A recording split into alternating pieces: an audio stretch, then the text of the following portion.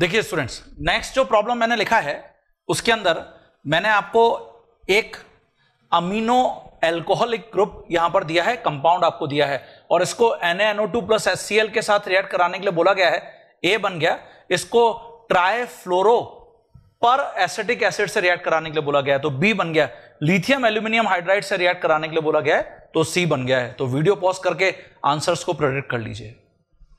हाँ student, check करते हैं आंसर्स। जो NaNO2 प्लस HCl है, ये तो NH2 ग्रुप को डायएजोनियम सॉल्ट में कन्वर्ट कर देगा।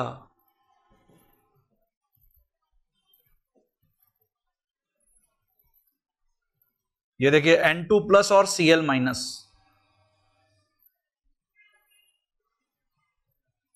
जिसके अंदर से, क्योंकि हमेशा जो प्राइमरी एलिफेटिक अमीन्स होते हैं उनके डायएजोनियम सॉल्ट अनस्टेबल ही होते हैं, ये अनस्टेबल सॉल्ट है। इसमें से इमीडिएटली यहां से नाइट्रोजन और Cl माइनस डिपार्ट कर जाएंगे और हमको कार्बोकेटाइन मिल जाएगा।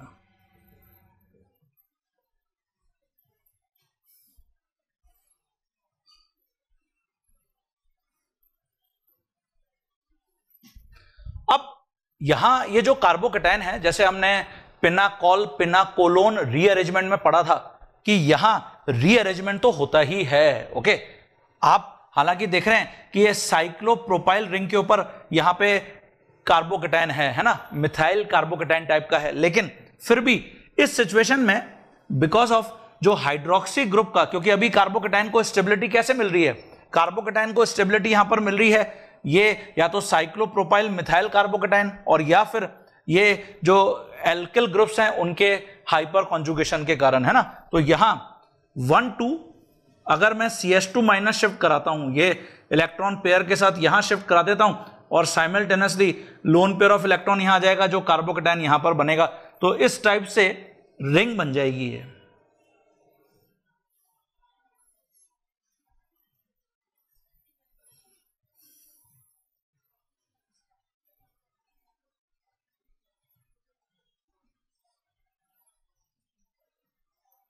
तो वापस सुन लीजिए, जो पिनाकोल पिनाकोलोन रीअरेंजमेंट है, ये हमको जो कार्बोकेटाइन मिला है, बिल्कुल वहां जैसे हम पिनाकोल पिनाकोलोन रीअरेंजमेंट में रीअरेंजमेंट जरूर कराते ही हैं, यहां पर भी हमको रीअरेंजमेंट कराना ही है। ओके, सो दैट कि जो हाइड्रोक्सी ग्रुप का स्ट्रॉन्ग प्लस आर इफेक्ट है उससे ये रेजोनेंस स्टेबल होगा। तो देखिए, इसलिए मुझे रिंग एक्सपेंशन यहां पे कराना ही है। नाउ अब ये प्रोडक्ट आपको ए प्रोडक्ट रिपोर्ट करना है। ये जो ए प्रोडक्ट है इसको मुझे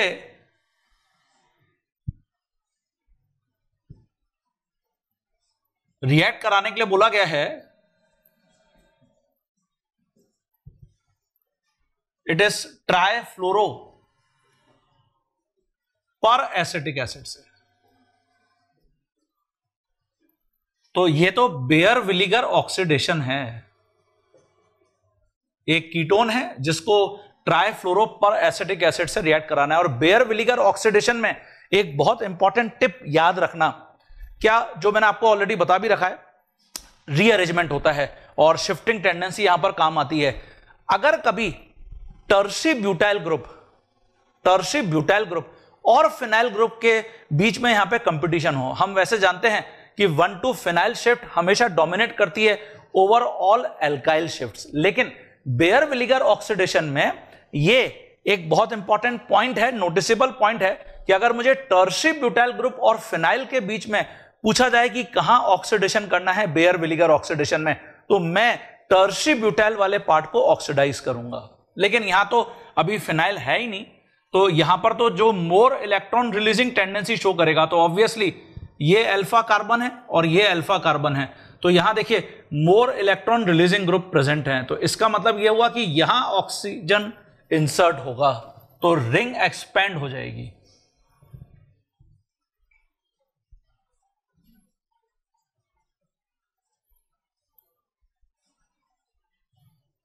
ये देखिए, ये एस्टर बन गया है। साइक्लिक एस्टर, बेयर विनेगर ऑक्सीडेशन का प्रोडक्ट। तो मैंने क्या बोला था, अगर हमको कोई भी एल्किल ग्रुप मिलता है और फिनाइल मिलता है तो ऑब्वियसली फिनाइल शिफ्ट डोमिनेट करती है, इसलिए फिनाइल ही ऑक्सीडाइज होगा। बट बेयर विनेगर ऑक्सीडेशन में अगर तुमको फिनाइल के साथ टर्शी ब्यूटाइल ग्रुप का कॉम्बिनेशन मिल जाता है इन केस, तो हमेशा तुम टर्शी ब्यूटाइल ग्रुप को ऑक्सीडाइज करके आना बेयर विनेगर ऑक्सीडेशन में, ठीक है। तो ये साइक्लिक एस्टर, और इसको फिर लिथियम एल्यूमिनियम हाइड्राइड से रिएक्ट कराने के लिए बोला गया है।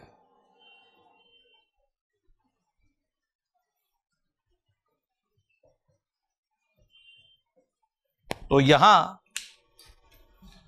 ये एस्टर रिड्यूस हो जाएगा,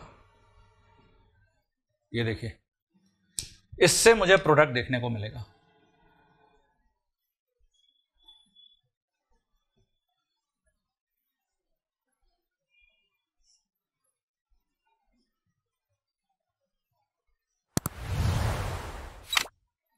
ये आंसर होगा सी, ये प्रोडक्ट है।